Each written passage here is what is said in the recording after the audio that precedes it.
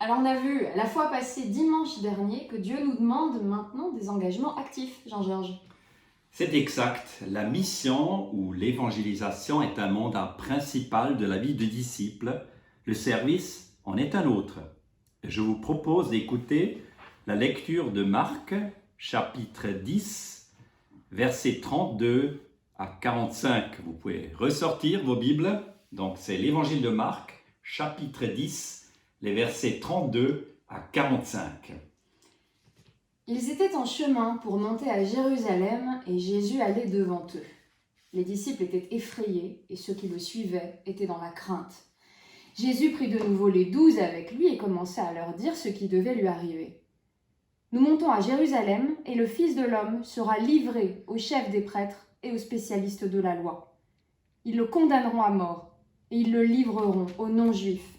Ils se moqueront de lui, cracheront sur lui, le fouetteront et le feront mourir.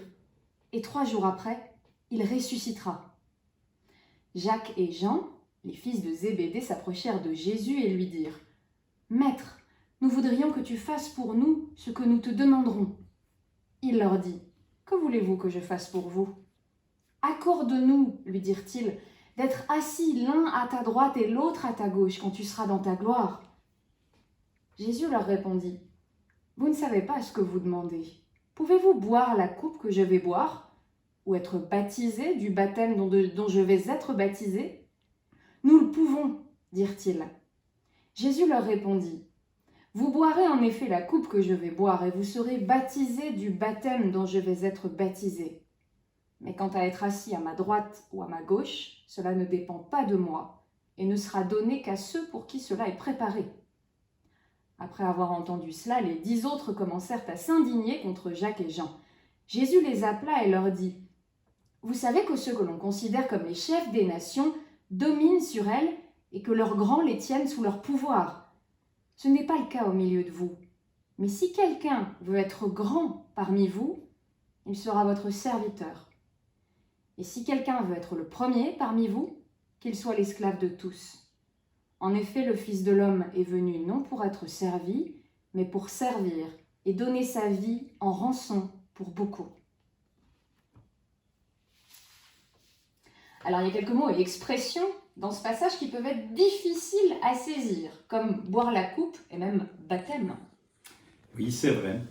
Ces deux expressions font référence à la souffrance et la mort de Jésus. En d'autres termes, il dit à ses disciples qu'ils vont devoir souffrir jusqu'à un certain point. Cela fait partie de la vie normale de disciple. Mais c'est lui, Jésus, qui va devoir subir la souffrance la plus importante, celle que personne ne pourra subir à sa place. C'est sa vie innocente, donnée pour pardonner la vie que nous avons vécue sans Dieu. Jésus meurt à la croix pour nous sauver. D'accord, mais quel rapport avec la suite du passage sur le service ? Pour mieux vous expliquer, je vous propose d'analyser ce texte au travers des différents personnages qui le composent. Ok, c'est parti. Alors on commence par les disciples. Qu'est-ce qu'ils veulent en fait ? L'ambition des disciples dans ce passage est claire, c'est de dominer. Jacques et Jean veulent devenir importants et surtout avoir une place de choix un jour au ciel auprès de Dieu. Nous avons vu que cette ambition est innée à notre nature humaine. Jésus le rappelle au 42, je cite, « Alors Jésus les appela tous auprès de lui et leur dit : Vous savez ce qui se passe dans les nations. Ceux que l'on considère comme les chefs politiques dominent sur leur peuple et les grands personnages font peser leur autorité sur eux. » Fin de citation. C'est particulièrement le cas parmi les autorités civiles. Ils abusent rapidement de leur position d'autorité. Mais alors, du coup, par contraste avec les disciples, que signifie la position de Jésus ? Elle est toute autre. Son ambition est de servir. On a vu que les disciples de Jésus vont aussi souffrir, mais la souffrance de Jésus est supérieure à toutes les autres souffrances. Jésus, en devenant homme, est un Dieu serviteur. Il nous rend le service le plus important. Il sacrifie sa vie pour nous apporter notre salut par le pardon de nos péchés. Et grâce à cet acte, Jésus peut demander aux disciples d'avoir une nouvelle ambition. Pour nous, elle est radicale. Il nous demande de devenir un serviteur comme lui. Les mots qu'il emploie pour décrire cette attitude sont serviteur et esclave. Devenir un serviteur de Jésus signifie devenir libre. Alors, comment être un esclave peut vouloir dire devenir libre, Jean-Georges? Eh bien, parce que la liberté chrétienne consiste en un attachement total à Jésus. Quelle provocation! Je suis bien d'accord avec toi. C'est incroyable, mais vrai. La plus grande joie qui existe, celle qui nous comble, est de servir Jésus et d'obéir à Dieu. Pourquoi? Parce que faire la volonté de Dieu, accomplir ses plans, correspond à ce qui est bon pour nous.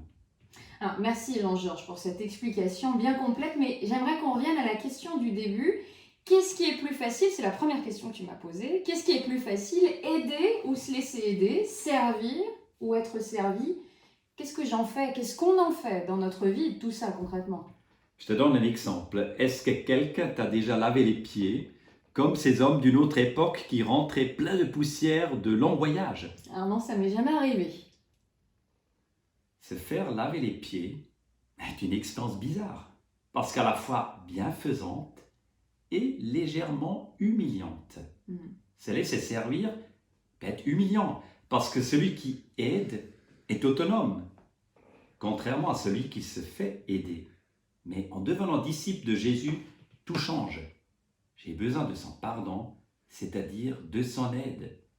Devenir disciple signifie s'humilier devant Dieu, reconnaître qu'on a besoin d'aide, rester dépendant de sa grâce toute ma vie.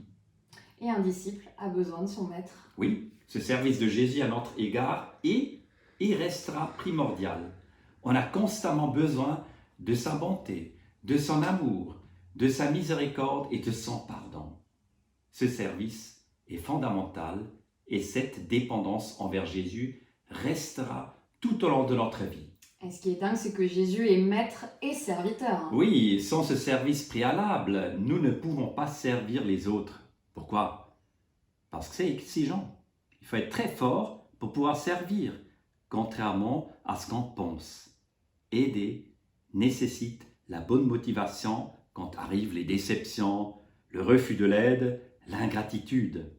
C'est seulement par le service de Jésus à notre égard que nous avons la force et la motivation saine pour servir notre prochain. Eh ben, merci beaucoup Jean-Georges pour cette explication et ce retournement de perspective. C'en est un. C'est tout un programme de travail sur notre manière de penser qui nous attend. Merci, Chapelle évangélique. Je vous embrasse, vous nous manquez. Bonne fin de week-end d'église.